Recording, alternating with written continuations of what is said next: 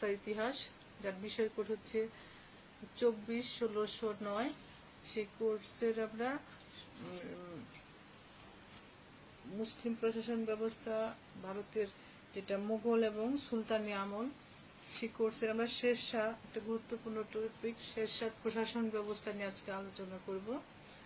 তো শেরশাহ হচ্ছে এমন একটা প্রশাসন, মানে মুঘল প্রশাসন ব্যবস্থার মধ্যে শেরশাহ একটা, মাঝখানে উনি 5 বছর শাসন করেছেন। যে ভারতবর্ষে মুঘল শাসনের ধারাবাহিকতার মাঝে একটি জ্যোতিচিহ্ন হলো শেরশাহ তথা তুর্কি আফগানদের স্বল্পকালীন শাসন ব্যবস্থা। মানে 1540 থেকে 45, 5 বছর শেরশাহ শাসন করেছিলেন এবং তার স্বল্পকালীন শাসন ব্যবস্থা ভারতের মুসলিম ইতিহাসে একটা উল্লেখযোগ্য চরিত্র। ভারতীয় উপমহাদেশে যে সকল শাসক সুশাসনের জন্য অমর হয়ে আছেন তাদের মধ্যে সম্রাট শেরশাহর স্থান প্রথম সারিতে। তিনি ছিলেন একজন প্রজাপতিশীল শাসক, মাত্র 5 বছর ক্ষমতায় ছিলেন। 1540 থেকে 1545, এই 5 বছর ক্ষমতায় অধিষ্ঠিত হয়ে তিনি শাসন কার্যে যে কৃতিত্ব প্রদর্শন করেন তা খুবই গুরুত্বপূর্ণ। মূলত তিনি মধ্যযুগের একজন শাসক হয়ে নতুন ভারত তথা হিন্দু মুসলিম ভারতের প্রতিষ্ঠাতা ছিলেন। শেরশাহ, তার আগে আমরা শেরশাহর প্রাথমিক জীবন জেনে নেই, যে তার বাল্যকাল, প্রাথমিক জীবন, কিভাবে সিংহাসন লাভ করেছেন, সেগুলো আমরা একটু ধারাবাহিকভাবে আলোচনা করছি। শেরশাহ প্রকৃত পরিচয় নিয়ে ঐতিহাসিকদের মধ্যে মতানৈক্য পরিলক্ষিত হয়, তবে তার পূর্বপুরুষগণ আফগানিস্তানের অন্তর্গত তখতি সুলাইমান পর্বতের পাদদেশে সুরগড়গাই নামক স্থানে অধিবাসী ছিলেন। শেরশাহর বাল্য নাম ছিল ফরিদ, তার পিতার নাম ছিল হাসান।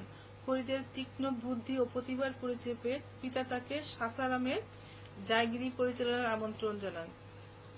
অতি শীঘ্র তিনি সাসারাম ও খাওয়াজপুরের শাসন কার্যে বিশেষ দক্ষতা প্রদর্শন করেন। তার এই প্রতিষ্ঠিত শাসনে বংশ ইতিহাসে সুর বংশ নামে অভিহিত। তিনি জাতিতে ছিলেন পাঠান, বংশে সুর এবং জন্মে হিন্দুস্থানি।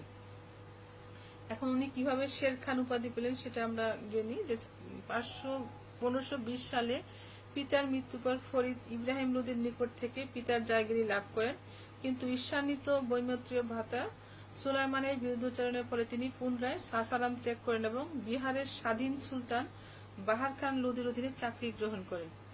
তিনি বাহার খানের অধীনে থেকে শাসন কার্যে বিশেষ ক্ষমতা দক্ষতা অর্জন করেন। এ সময় তিনি একদিন প্রভুর সাথে শিকারে বের হন এবং সহস্তে একটি বাঘকে হত্যা করে প্রভু তাকে শের খান উপাধিতে ভূষিত করেন। 1530 সালে শের খান বানারসের নিকটবর্তী চুনার দুর্গে অধিপতি তাজ খানের বিধবা পত্নী লাদ মালিকাকে বিবাহ করে প্রচুর ধন সম্পদ এবং চুনার দুর্গের মালিক হন। এরপর মোগল সম্রাট হুমায়ুন তার বিরুদ্ধে অগ্রসর হয়ে তিনি তাকে মৌলিক আনুগত্য দেখান। এরপর শের খান অতি সহজেই বাংলা, বিহারের সম্মিলিত সেনাবাহিনী এবং জৌনপুর দখল করে কনৌজের দিকে অগ্রসর হন।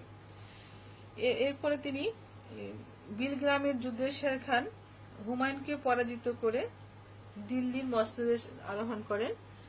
ফলে তিনি বঙ্গ, বিহার, দিল্লি, আগ্রা, জৌনপুর তার অধীনে চলে আসে। এরপরে তিনি ভারতীয় উপমহাদেশের সুর বংশের সার্বভৌম সুপ্রতিষ্ঠিত করেন। শেরশাহর যে রাজপুত নীতি নিয়ে বলতে গেলে, সাম্রাজ্যের অন্যান্য অঞ্চলের না, রাজপুত অঞ্চলে শেরশাহ সাম্রাজ্য ভুক্তকরণের নীতি গ্রহণ করেননি। তিনি রাজপুত বর্গকে ভৌগোলিক এবং রাজনৈতিক দিক থেকে পরস্পর হতে বিচ্ছিন্ন করে রেখেছিলেন। এই নীতিকে সজীব রাখার উদ্দেশ্যে তিনি আজমির, চিতোর, যোধপুর, মাউল্ট আবুকে সুরক্ষিত করে আফগান সৈন্য মোতায়েন করেন। ইংরেজ শাসকগণ ভারতের উত্তর পশ্চিমে যে নীতি অবলম্বন করেছিলেন, রাজপুতদের ক্ষেত্রে শেরশাহ অনুরূপ নীতি অবলম্বন করেছিলেন। এখন আমরা শেরশাহর যে প্রশাসন ব্যবস্থা, তার আমরা কেন্দ্রীয় শাসন ব্যবস্থা আগে জেনে নিই, যে শেরশাহ কিভাবে তার শাসন ব্যবস্থা পরিচালনা করেছিলেন। শেরশাহর শাসন ব্যবস্থা স্বৈরতান্ত্রিক হলেও এটা ছিল জনকল্যাণমূলক। তার সাম্রাজ্যে পূর্বে বাংলাদেশ থেকে আরম্ভ করে পশ্চিমে পাঞ্জাব, মুলতান ও সিন্ধু প্রদেশ পর্যন্ত বিস্তৃত ছিল। এই বিশাল সাম্রাজ্যের সামরিক এবং বেসামরিক প্রশাসন সম্পূর্ণরূপে তার হাতে ন্যস্ত ছিল।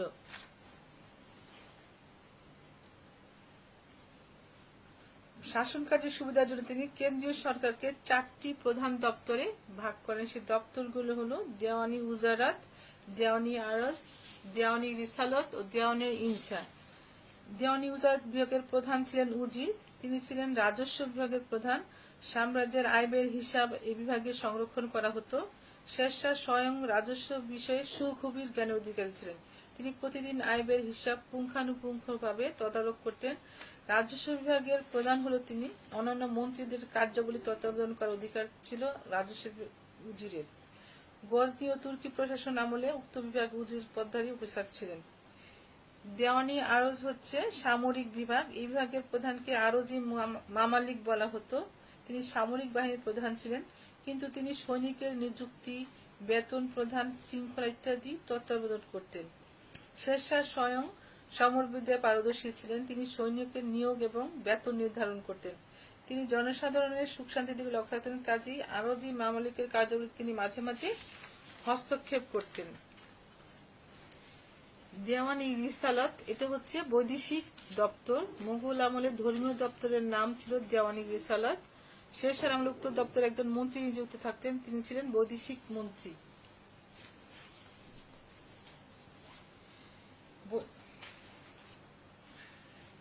দেওয়ানি রিসালত একজন পররাষ্ট্রমন্ত্রীর অধীনে বললাম। এরপর হচ্ছে দেওয়ানি ইনসা। এই বিভাগের দায়িত্ব ছিল দান খয়রা রাজকীয়। দেওয়ানি ইনসা বিভাগের দায়িত্ব নিয়োজিত মন্ত্রী রাজকীয় ফরমান তৈরি ও জারি করা, প্রাদেশিক শাসনকর্তাদের সাথে যোগাযোগ বজায় রাখা, দলিল দস্তাবেজ রক্ষা করা, আইন শৃঙ্খলা রক্ষার দায়িত্ব সম্পূর্ণ করতেন। তাছাড়া কাজীউল কুজ্জাত প্রধান বিচারপতি, মিরি আতিশ সমর বিভাগের পদস্থ কর্মকর্তা এবং সদরি সুদূর ধর্মীয় বিভাগের প্রধান এবং মুতাসিব নামক যিনি নৈতিক বিষয় তত্ত্বাবধায়ক ও বাজার পরিদর্শক, এই 4 জন ছিলেন কেন্দ্রীয় সরকারের পদস্থ অফিসার। তার মানে এই 4 জন, আবারও বলছি, কাজীউল কুজ্জাত যিনি প্রধান বিচারপতি, মিরি আতিশ যিনি সমর বিভাগের পদস্থ কর্মকর্তা, সদরি সুদূর ধর্মীয় বিভাগের প্রধান এবং মুতাসিব যিনি নৈতিক বিষয়ের তত্ত্বাবধায়ক ও বাজার পরিদর্শক, এই 4 জন ছিলেন কেন্দ্রীয় সরকারের পদস্থ অফিসার। মোট 8 জন কর্মচারীর সমন্বয়ে শেরশাহ কেন্দ্রীয় সরকার গঠিত ছিল। কেন্দ্রীয় সরকার এবং সমগ্র দেশের শাসন কার্য শেরশাহ স্বয়ং পরিচালনা, পর্যালোচনা, পর্যবেক্ষণ ও পরিদর্শন করতেন। এখন শেরশাহর বেসামরিক প্রশাসন আলোচনা করতে গেলে শুধু শাসন কার্য পরিচালনার জন্য শেরশাহ সমগ্র সাম্রাজ্যকে 47টি সরকারে বিভক্ত করেন। তিনি প্রত্যেক সরকারকে কয়েকটি পরগনায় বিভক্ত করেন। ঐতিহাসিক আব্বাস শেরওয়ানির মতে শেরশাহ সাম্রাজ্যের মোট 1,13,000 পরগনা ছিল। তার শাসনামলে গ্রাম ছিল সর্বাপেক্ষা ক্ষুদ্রতম শাসন ইউনিট। প্রত্যেক সরকারের শিকদারি শিকদারান, মুন্সিপি মুন্সেফান নামক 2 জন সর্বোচ্চ সামরিক ও বেসামরিক কর্মকর্তা ছিলেন। তাদের উপর সরকারের অধীনে পরগনাগুলো শাসন কার্য পরিদর্শনের ভার ছিল। প্রত্যেক পরগনা একজন শিকদার, আমিন, মুন্সিফ, কোষাধ্যক্ষ, হিন্দি ও ফরাসি ভাষায় 2 জন কারকুন বা হিসাব লেখক ছিলেন। তাছাড়া রাষ্ট্র প্রজাবর্গের মধ্যে সংযোগ রাখার জন্য পাটোয়ারি, চৌধুরী, মোকাদ্দাম নামক কর্মচারীবৃন্দকে শেরশাহ নিযুক্ত করতেন। ব্যক্তিগতভাবে তিনি শাসন কার্যের খুঁটিনাটি পরিদর্শন করতেন। সুষ্ঠু ও নিরপেক্ষভাবে শাসন কার্য পরিচালনার উদ্দেশ্যে তিনি 3 বছরের অধিকার কোনো কর্মচারীকে একই স্থানে রাখতেন না। বিশেষ পরিস্থিতি উদ্ভব না হলে শেরশাহ সরকার ও পরগনার শাসন কার্যে হস্তক্ষেপ করতেন না। স্থানীয় পঞ্চায়েতগণ গ্রামবাসীদের সহায়তায় পল্লীর শাসন কার্য পরিচালনা করত। এরপর দেখি শেরশাহ আমরা রাজস্ব ব্যবস্থা, যেটা একটা উল্লেখযোগ্য ব্যবস্থা। শেরশাহ রাজস্ব ব্যবস্থা জনহিতৈষী, উদার, বিজ্ঞানসম্মত, যুক্তিযুক্ত নীতির উপর সুপ্রতিষ্ঠিত ছিল। শেরশাহ তার রাজস্ব ব্যবস্থাকে তার মৌলিক প্রতিভার স্বাক্ষর রাখেন। ভারতীয় উপমহাদেশে এটা একটা অমরত্ব দান করেছে শেরশাহকে। তিনি সর্বপ্রথম সাম্রাজ্যের সমস্ত আবাদী জমির নির্ভুল জরিপের ব্যবস্থা করেন এবং জমির উৎপাদকীয় শক্তির তারতম্য অনুসারে শস্যের 3 ভাগ হতে 4 ভাগের 1 অংশ রাজস্ব ধার্য করেন।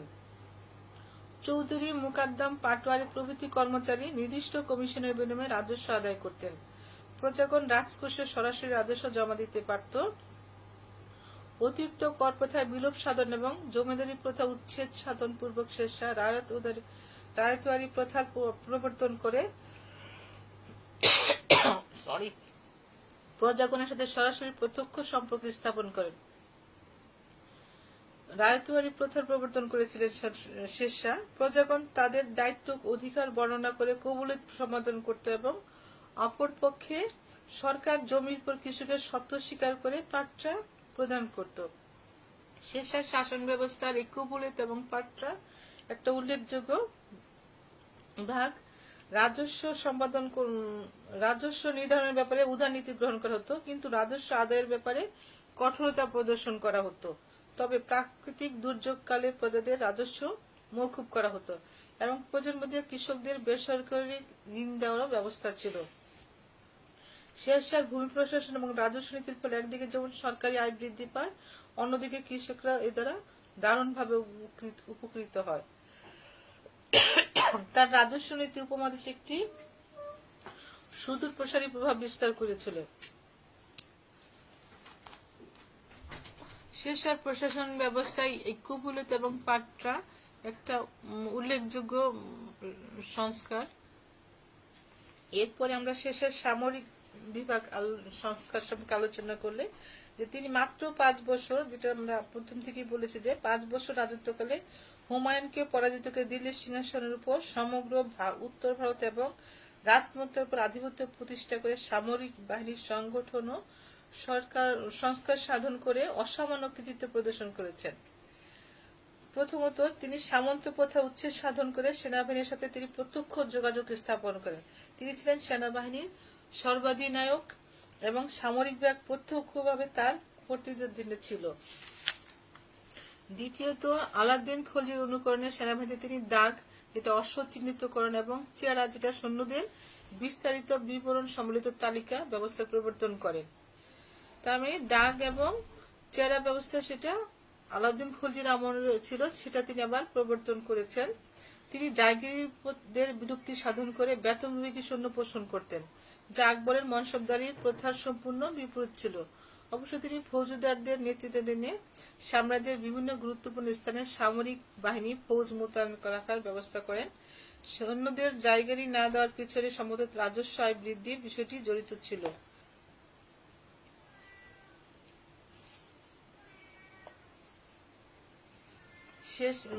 শেরশাহ সামরিক বাহিনীকে প্রতি 2 বছর অন্তর স্থানান্তরিত করার ব্যবস্থা করেন, তার মানে বদলির ব্যবস্থা রেখেছেন।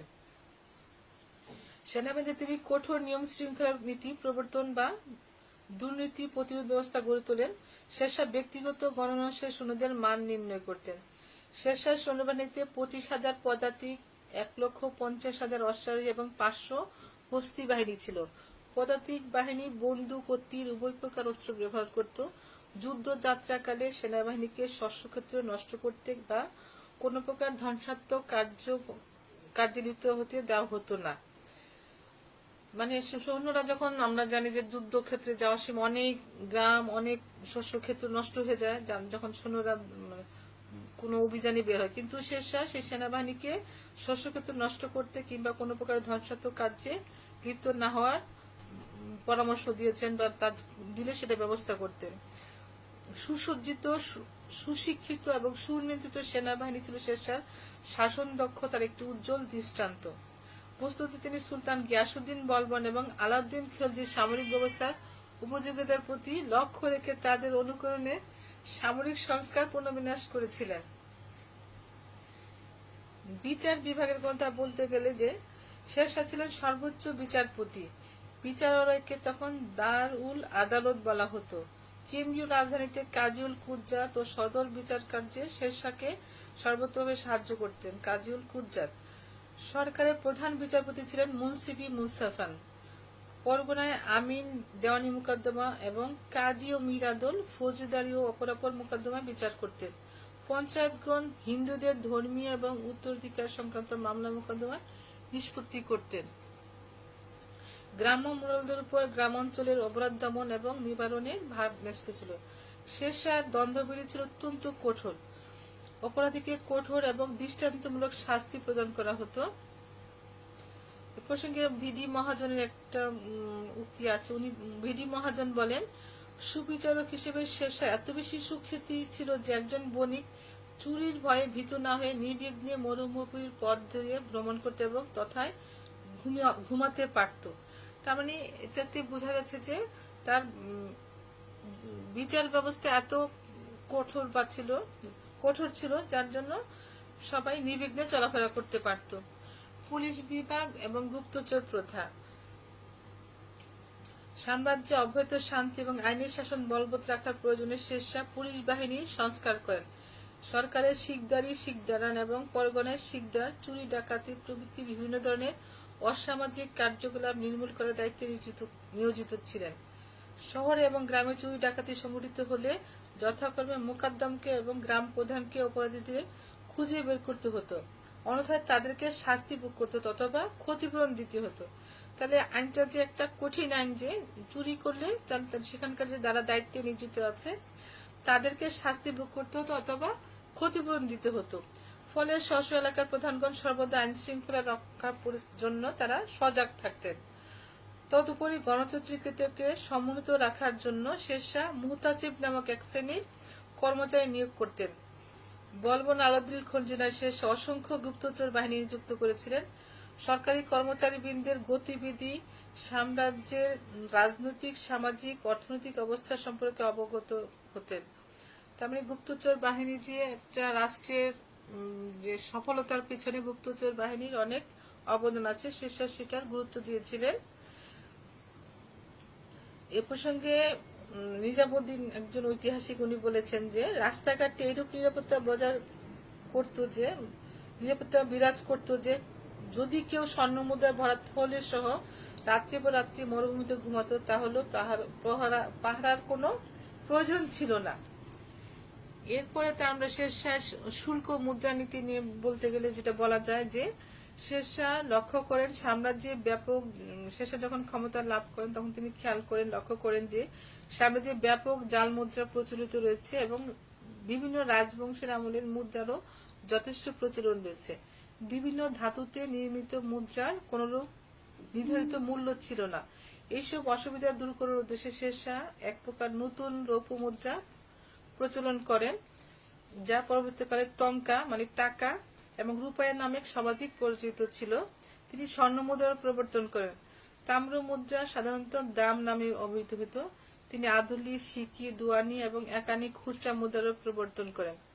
মুদ্রার উপর আরবি অক্ষরে সুলতানের নাম, উপাধি, টাকশালের নাম, কখনো খলিফার নাম অঙ্কিত থাকত। মোটামুটিভাবে তার মুদ্রা 1835 খ্রিস্টাব্দ পর্যন্ত এদেশে আদর্শ মুদ্রার মর্যাদা লাভ করেছিল। শেরশাহ প্রভৃত মুদ্রা ধাতুর বিশুদ্ধতা, সৌন্দর্য এবং অক্ষরের স্পষ্টতায় মানের অনুপাতে ভারতীয় মুদ্রা ইতিহাসে একটি বিশিষ্ট স্থান অধিকার করে আছে। মুদ্রার জালিয়াতির বিরুদ্ধে তিনি যথোপযুক্ত সাবধানতা অবলম্বন করেছিলেন। এর ফলে জনগণের বিনিময় ব্যবস্থা সহজসাধ্য হয়ে ওঠে এবং ব্যবসা বাণিজ্যের প্রসার ঘটে। শিল্প ব্যবসা বাণিজ্যের উন্নতির জন্য শেরশাহ আন্তঃপ্রাদেশিক শুল্ক উঠিয়ে দেন। তিনি অবাঞ্ছিত শুল্ক কর রহিত করে বিক্রয় কেন্দ্রে অথবা সীমান্তে শুল্ক কর ধার্যের ব্যবস্থা করেন। এক কথায় শেরশাহ শুল্ক এবং মুদ্রানীতি সাম্রাজ্যের ব্যবসা বাণিজ্যের ক্ষেত্রে এক অভূতপূর্ব প্রগতি ও জনগণের সমৃদ্ধি আনয়ন করে। এরপরে তার শিক্ষা এবং স্থাপত্য ক্ষেত্রে সংস্কার বলতে গেলে শেরশাহ শিক্ষা ক্ষেত্রে উদারনীতি গ্রহণ করেন। হিন্দুগণ সংস্কৃত ভাষায় সনাতনী পদ্ধতিতে শিক্ষাদানের ব্যবস্থা অব্যাহত রাখেন এবং এরপরে শেরশাহ কোনো প্রকার হস্তক্ষেপ করেননি। মুসলমানদের শিক্ষার জন্য মসজিদ সংলগ্ন মক্তব, আরবি, ফার্সি ধর্মীয় শিক্ষা প্রদানের পদক্ষেপ তিনি গ্রহণ করেন। উচ্চ শিক্ষার জন্য তিনি সাম্রাজ্যের বিভিন্ন স্থানে মাদ্রাসা স্থাপন করেন। মাদ্রাসা অন্যান্য ধর্মীয় প্রতিষ্ঠান এমনকি হিন্দুদের ধর্মীয় প্রতিষ্ঠানের রক্ষণাবেক্ষণের জন্য শেরশাহ ওয়াকফ সম্পত্তি প্রদান করেন।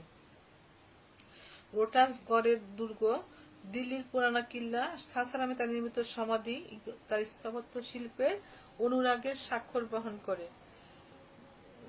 ভারতবর্ষের চমৎকার এবং সুপরিকল্পিত ইমারতগুলোর মধ্যে অন্যতম ছিল রোটাস গড়ের দুর্গ এবং দিল্লির পুরানা কিল্লা, সাসারামে তার নির্মিত সমাধিসৌধ। এরপর শেরশাহ ধর্মীয় ব্যাপারে তিনি ধর্মীয় নীতি আলোচনা করতে গেলে যে তিনি ধর্মীয় ব্যাপারে নিজে নিষ্ঠাবান মুসলমান ছিলেন, কিন্তু অন্য ধর্মের প্রতি তিনি উদার মনোভাব পোষণ করতেন। সরি, তিনি হিন্দুদেরকে রাজকার্যে নিয়োজিত করতেন, পদাতিক বাহিনীতে তাদেরকে নিয়োজিত করতে দ্বিধাবোধ করতেন না। তিনি ন্যায় বিচার এবং সহিষ্ণুতার মাধ্যমে হিন্দুদের একতাবদ্ধ রাখতে সংকল্পবদ্ধ ছিলেন। তিনি রাজনীতি হতে ধর্মকে পৃথক করেন এবং ধর্মনিরপেক্ষতার নীতির দ্বারা উভয় সম্প্রদায়ের শ্রদ্ধা লাভ করেন। হিন্দু মুসলমান উভয় সম্প্রদায় তাকে শ্রদ্ধা করত। রাষ্ট্রীয় নীতিতে তিনি অসাম্প্রদায়িক এবং সর্বভারতীয় ছিলেন। এরপরে যেটা যাতায়াত ব্যবস্থা, সেটা তার একটা উল্লেখযোগ্য সংস্কার, যে জনকল্যাণমূলক কাজ বা জনহিতকর কাজ যেটাই বলি, সেটা যাতায়াত ব্যবস্থার ক্ষেত্রে তিনি বিশেষ প্রদর্শন করেছেন। যাতায়াত ব্যবস্থার জন্য সাম্রাজ্যের নিরাপত্তা বিধান করবেন সেনাবাহিনীর যাতায়াত, জনগণের গমনাগমনের সুবিধার্থে এবং ডাক ব্যবস্থার প্রচলন ও ব্যবসা বাণিজ্য উন্নতি করবে শেরশাহ সমগ্র সাম্রাজ্যকে সুপ্রশস্ত, সুদীর্ঘ এবং সুন্দর রাস্তা নির্মাণ করেন।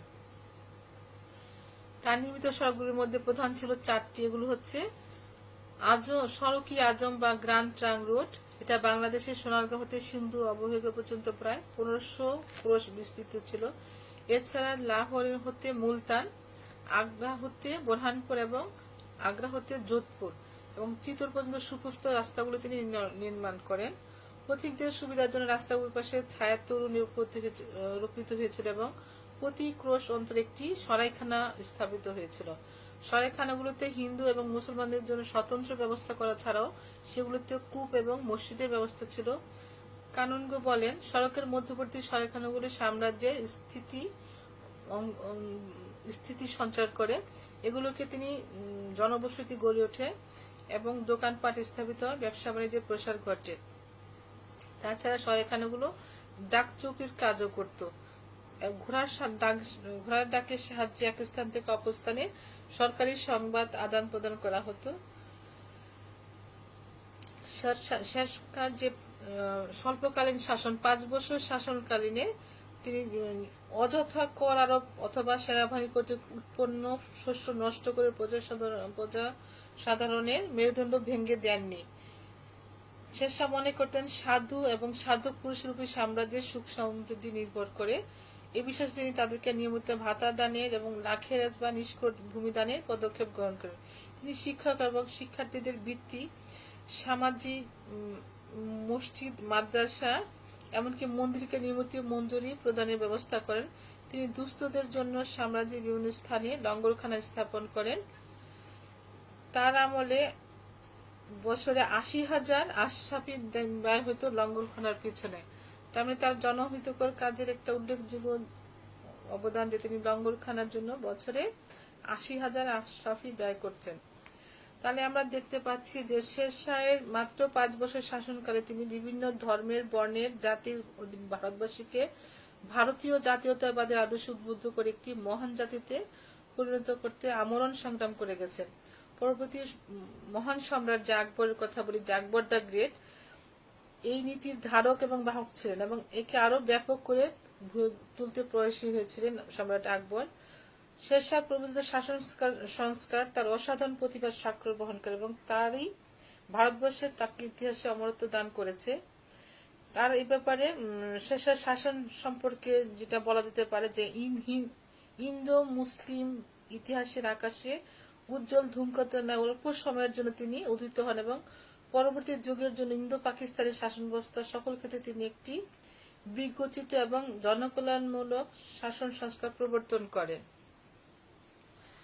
তাহলে শেরশাহ শাসন ব্যবস্থা যে একটা উল্লেখযোগ্য ভারতের শাসন ব্যবস্থা, সেটা আমরা বুঝতে পারলাম যে তিনি 5 বছর শাসন করেছেন। সেই 5 বছরে তিনি ভারতের যে তিনি বিভিন্ন ক্ষেত্রে যে তিনি ব্যবস্থা গ্রহণ করেছেন সেগুলো তাকে তার যে প্রতিবারই স্বাক্ষর বহন করে এবং তাকে অমরত্ব দান করেছে এবং তার এই শাসন ব্যবস্থা পরবর্তী আকবর এবং ব্রিটিশ সরকার তাকে ফলো করেছে বা তারা প্রচলন করেছে বা ব্রিটিশ সরকারের অগ্রদূত ছিলেন এই সম্রাট আকবর এবং ব্রিটিশ সরকারের শাসন ব্যবস্থার অগ্রদূত ছিলেন শেরশাহ। তাহলে আমরা শেরশাহ শাসন ব্যবস্থা যে আলোচনা করলাম তা থেকে যেগুলো উল্লেখযোগ্য কিছু বিষয় আছে, যেগুলো যেমন শেরশাহর যে রাজস্ব ব্যবস্থা আছে, সেখানে কুবরত পাট্টা ব্যবস্থা আছে, শেরশাহর যে পরগনা আছে, বেসামরিক প্রশাসন ব্যবস্থা বা তার কেন্দ্রীয় শাসন ব্যবস্থা, প্রতিটা ক্ষেত্রে তিনি অনেক অবদান রেখেছেন। সেগুলো খুব ভালো করে মনোযোগ দিয়ে পড়তে হবে এবং এগুলো থেকে সংক্ষিপ্ত প্রশ্ন আসে। তো আমরা যেটা ম্যাক্সিমাম প্রশ্ন আসে যে শেরশাহর শাসন ব্যবস্থার বৈশিষ্ট্যগুলো আলোচনা করো, বা শেরশাহর যে বর্ষে যে তিনি একটু প্রশাসনিক সংস্কার করেছেন সেগুলো আলোচনা করো। তো এটা একটা উল্লেখযোগ্য প্রশ্ন, সবাই খুব ভালো করে পড়বে, কারণ মুঘল শাসনের মধ্যে মাত্র 5 বছর তিনি যে শাসনটা পরিচালনা করেছেন সেটা একটা উল্লেখযোগ্য শাসন ব্যবস্থা। ঠিক আছে, তাহলে আজকে এই পর্যন্ত। আমাদের আগামী ক্লাসে আবার আমরা আলোচনা করব। সবাইকে ধন্যবাদ।